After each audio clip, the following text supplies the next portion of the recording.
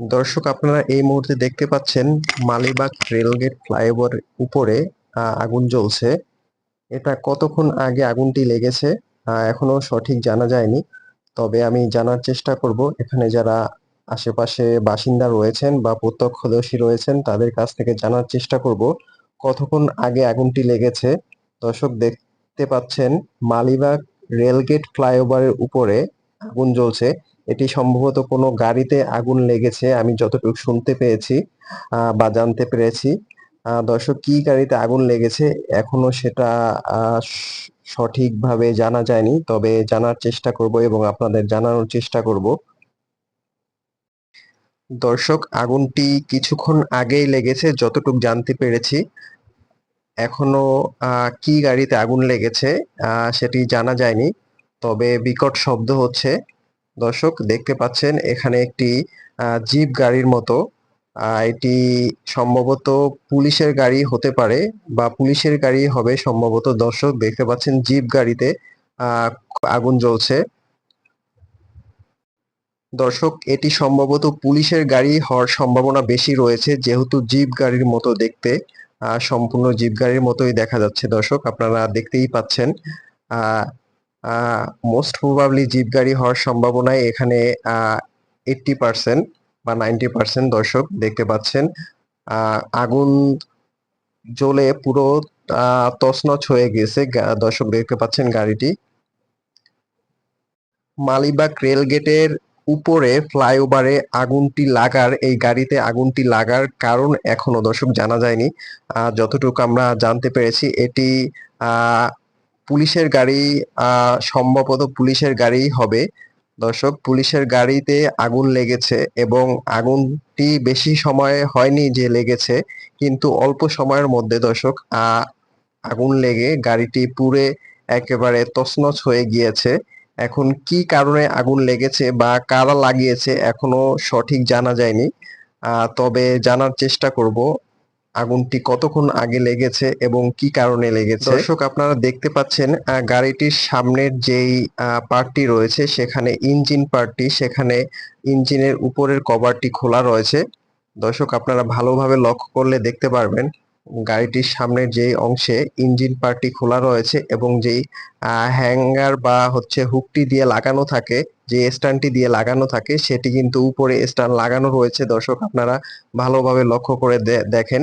এটা সম্ভবত যান্ত্রিক ত্রুটির কারণে এই গাড়িটিতে আগুন ধরেছে এবং হয়তো পুলিশ তখন নেভানোর চেষ্টা করেছে কিন্তু নেভাতে পারেনি, বা পুলিশ সাথে সাথে গাড়িটি থেকে সরে গেছে। দর্শক, এখানে যারা আশেপাশে রয়েছে তাদের কাছ থেকে জানতে পেরেছি যখন আগুনটি লাগে তখন গাড়ির আশেপাশে কোনো লোকই ছিল না বা কোনো মানুষই ছিল না এবং তারা কাউকে দেখতে পায়নি। প্রথম অবস্থায় দেখতে পেয়েছে ধোঁয়া বের হচ্ছে। তার কিছুক্ষণ পরেই দেখা গেছে যে আগুন লেগেছে গাড়িটি। দর্শক, আপনারা ভালোভাবে লক্ষ্য করলে দেখতে পাবেন বাম দিকে যে পার্টটি রয়েছে সেটা হচ্ছে গাড়ির সামনের পার্ট। সেটা ওখানে যে ইঞ্জিন, যেই জায়গাটিতে ইঞ্জিন থাকে সেই জায়গাটিতে উপরের স্ট্যান্ড দিয়ে ইঞ্জিনের উপরের কভারটি খোলা রয়েছে। আহ যেহেতু কোনো যান্ত্রিক ত্রুটির সম্ভাবনা রয়েছে, আমরা সেটা ধরে নিতে পারছি বা ধরে নিচ্ছি যে এখানে কোনো যান্ত্রিক ত্রুটি হয়েছে গাড়িটিতে। পুলিশ এটি নেভানোর চেষ্টা করলেও পুলিশ তাৎক্ষণিকভাবে নেভাতে পারেনি, যার কারণে আগুনটি লেগে যায়। দর্শক,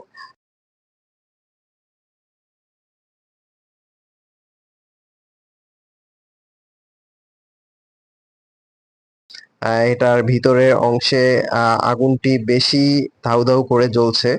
গাড়িটির অংশে আগুন এমন ভাবে মানে জ্বলছে, এখানে অল্প সময়ের মধ্যে পুরো একেবারে তছনছ হয়ে গিয়েছে। দর্শক, এখন পর্যন্ত আমরা কোনো ফায়ার সার্ভিস বা দমকল বাহিনী কাউকে দেখতে পাইনি। তবে আশা করি খুব তাড়াতাড়ি হয়তো বা ফায়ার সার্ভিস চলে আসবে, হয়তো বা তারা জানতে পেরেছে বা কেউ হয়তো তাদের জানিয়েছে। দর্শক, দেখতে পাচ্ছেন আগুনটি লেগে একেবারে শেষ পর্যায়ে চলে এসেছে। ভিতরের অবস্থা খুবই খারাপ।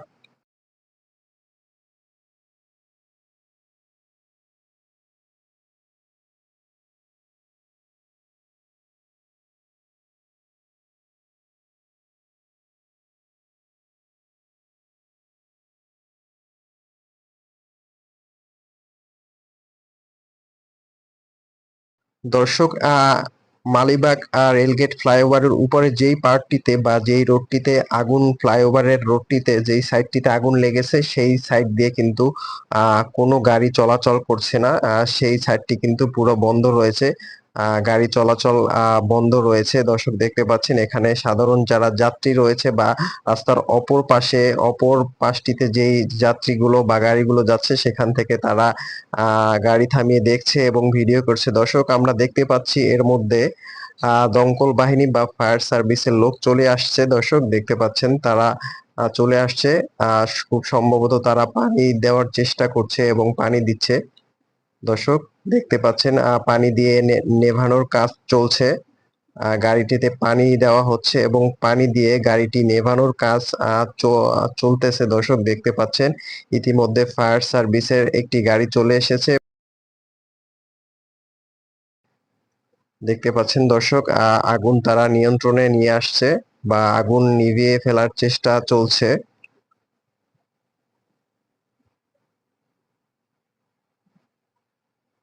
দর্শক, ফায়ার সার্ভিস আসতে আসতে গাড়িটি একেবারে পুড়ে তছনছ হয়ে গিয়েছে। বেশি সময় হয়নি গাড়িটিতে আগুন লেগেছে, কিন্তু খুব দ্রুতই ফায়ার সার্ভিস চলে আসছে, কিন্তু এর মধ্যেই দর্শক গাড়িটি পুড়ে খুব খারাপ অবস্থা বা একেবারে তছনছ হয়ে গিয়েছে গাড়িটি।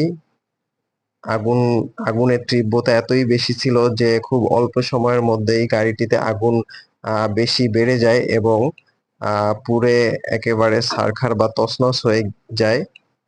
দর্শক দেখতে পাচ্ছেন ফায়ার সার্ভিসের দল তারা ভিতরে ভালোভাবে পানি দেওয়ার চেষ্টা করছে এবং পানি দিয়ে আগুন একেবারে সম্পূর্ণভাবে নেভানোর চেষ্টা করছে।